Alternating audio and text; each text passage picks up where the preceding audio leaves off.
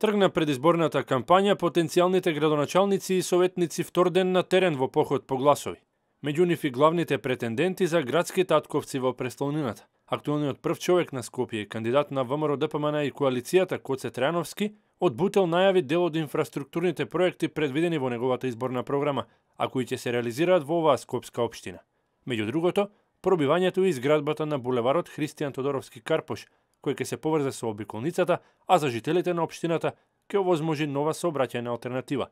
Инвестицијата е 3 милиони евра и се очекува да го намали загадувањето. Пробивањето на овој булевар ќе се овозможи и развој на општината Бутел, со оглед на тоа што од левата и од десната страна има празно земјиште, тоа е градежно неизградено земјиште, кое што понапред било лозарството Бутел, на кое што со деталните урбанистички планови е предвидено изградба на објекти кои што ќе значат развој за општина Бутел.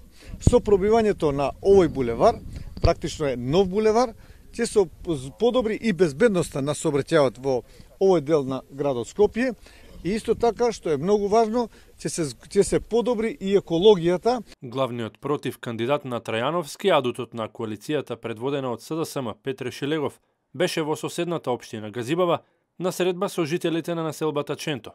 Овој пат го остави велосипедот дома за да понуди нов концепт за развој на градот и на неговите општини, кој ќе се заснова на сериозни и остварливи инфраструктурни проекти, чиста животна средина и подобрување на квалитетот на животот на граѓаните.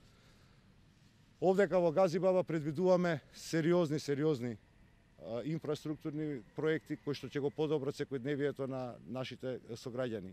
Го пробиваме булеварот Босна и Херцеговина од Бутел да го поврземе заедно со општина Газибава. Да не мора повеќе, ако сакат граѓаните да вртат низ цел град за да стасаат на определена точка. Го пробиваме и новиот булевар Хрватска со што ќе се поврземе со општина Аеродром. Помеѓу Керамидница и помеѓу Аеродром ќе го изградиме пешачкиот мост, достапен да биде и за пешаци, меѓутоа и за велосипедисти.